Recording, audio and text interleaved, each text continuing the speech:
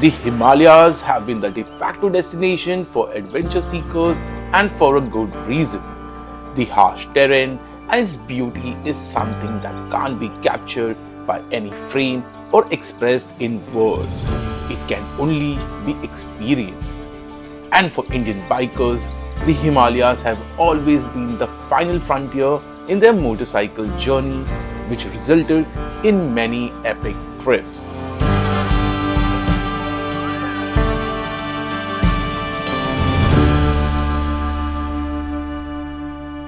And then you have Royal Enfield, a motorcycle brand based in the southern part of our country but has a special connection with the Himalayas. For decades, Royal Enfield motorcycles has been a popular choice for Indian bikers to explore the Himalayas, and the Himalayan mountains have played a crucial role in creating that cult following and fan following for the Royal Enfield brand. And to ensure that its owners are able to live their Himalayan dreams in an easier manner, they created the Himalayan 411, India's first indigenously developed adventure motorcycle. And 6 years later, they want to evolve the Himalayan and have created this, the new Royal Enfield Himalayan. As you can see, it's a proper ground up new motorcycle and shares no components with the OG Himalayan. So is this the perfect ADV all-rounder that we have been waiting for?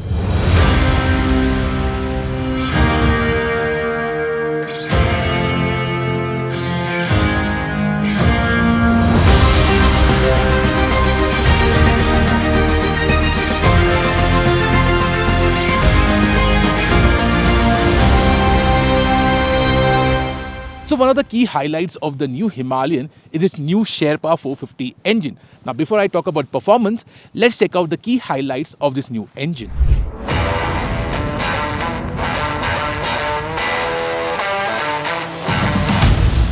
This is an all-new engine from the ground up and boasts a lot of firsts for a modern Royal Enfield. It gets liquid cooling, 4 valves and DOHC technology. The result is that this is the most powerful single-cylinder engine built by Royal Enfield. Also, it uses a forged piston, and this 452cc engine is 10 kg lighter than the older Himalayan's motor.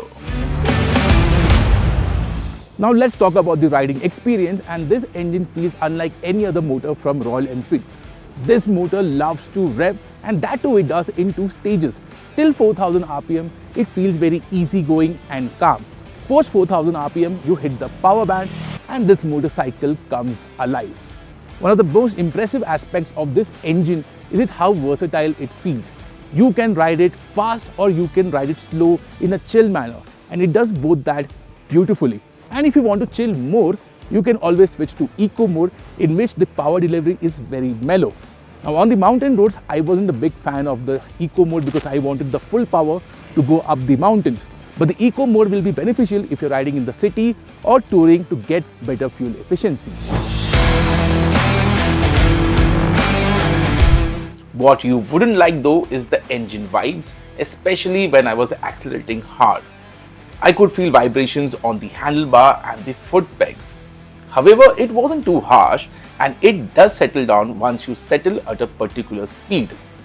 And talking about speed, I can't mention how the new Himalayan will perform as a tourer, as I couldn't find enough long straights to test the comfortable cruising speed and its cruising ability. Another aspect that is unknown is the heat management of the engine, as we were riding in temperatures ranging from 7 to 12 degrees Celsius. Royal Enfield claims a fuel efficiency figure of 28.15 kmpl, and that too in performance mode. With the above claimed figure, you are looking at a real world range of around 400 to 450 km on a full tank, which is very impressive. But we would reserve our comments until a proper road test. The 6-speed gearbox works well on most occasions but can feel a bit clunky sometimes. The gear ratios are well spread out, and the addition of slipper clutch will be a boon in stop and go traffic.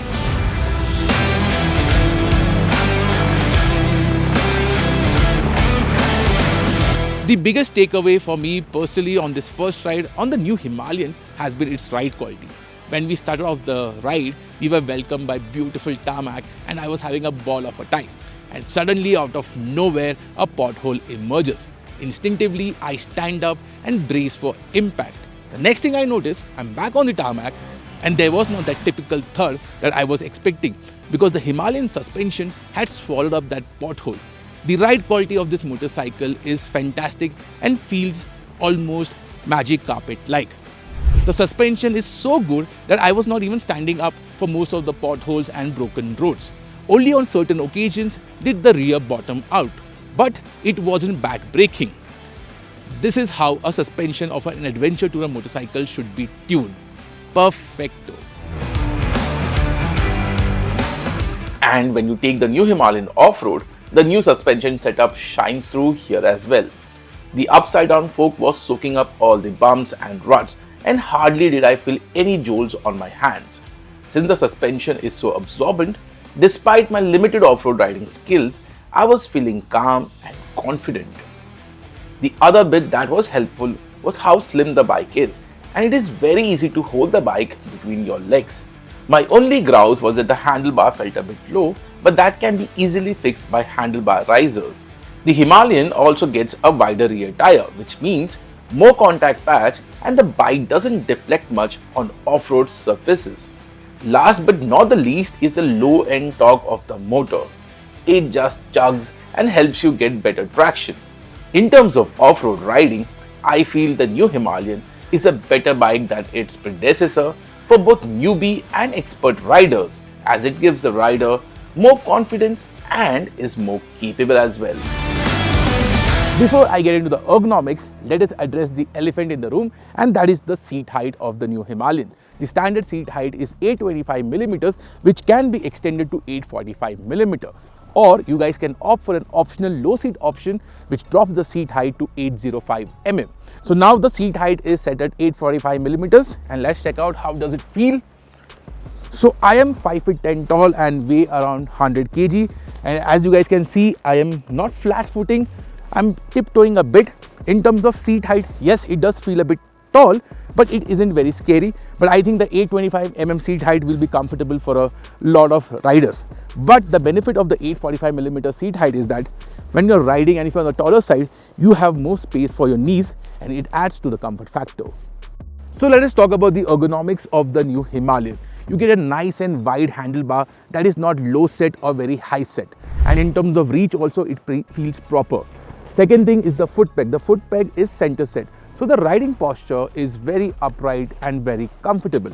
Adding to the comfort factor is the new seat. It's properly wide and properly cushioned. So even after riding for 250 kilometers, I had no problem. And I think you should opt for the touring seat because the standard seat does a great job. The last thing that adds to the comfort factor is the fuel tank shape. It's properly nice. You can lock your legs nicely. So the overall riding posture is very upright, very comfortable, and this is a proper tourer. As I mentioned before, the new Himalayan is a ground-up new project and employs a twin spar frame which uses the engine as a stressed member.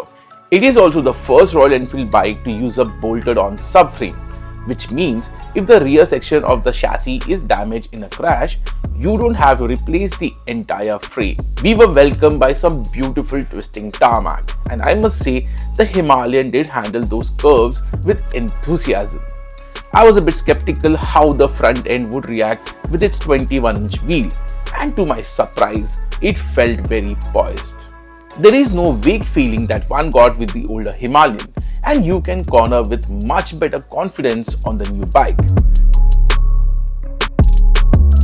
The C8 tires offered good grip, and I was able to even scrape the foot pegs on a few corners.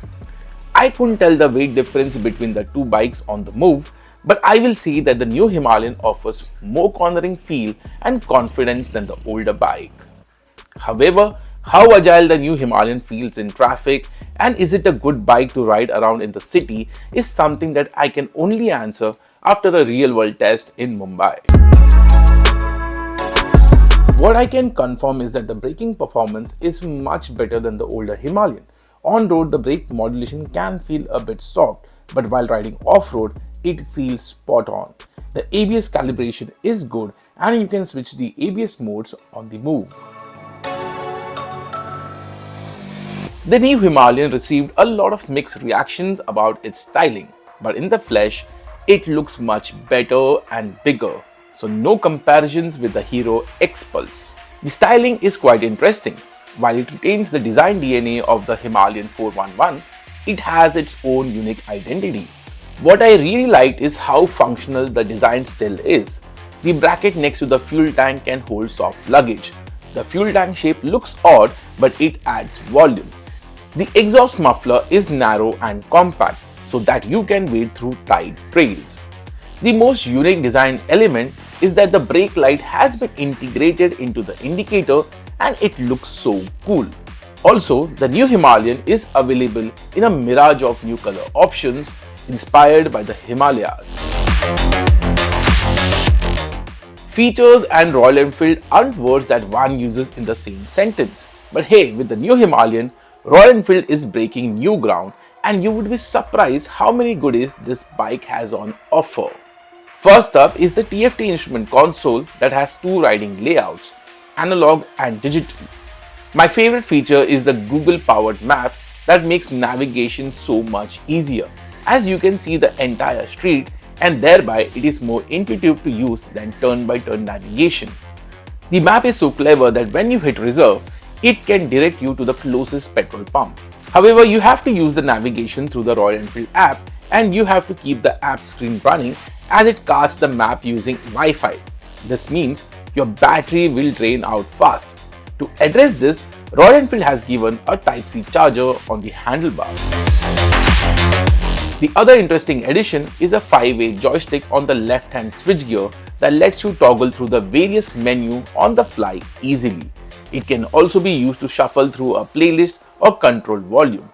It's a cool new addition, but I feel it could have been slightly bigger and more sturdy. Royal Enfield has a bunch of accessories planned for the new Himalayan, but most of it will go on sale next year in a phased manner. The optional tubeless rims will not be available in the Indian market soon as they are undergoing BIS certification.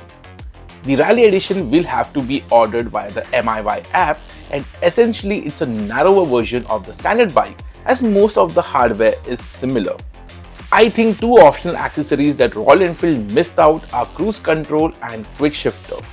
The cruise control would have been a boon on highways as our road infrastructure is getting better, and quick shifter would have been useful while off-road riding as a rider can go through the gears without worrying about the clutch. It's time for verdict and I'm gonna get straight to the point. The new Himalayan is the best Royal Enfield motorcycle ever.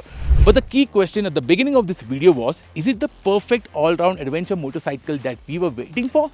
And the answer is yes. Royal Enfield has delivered that with the new Himalayan.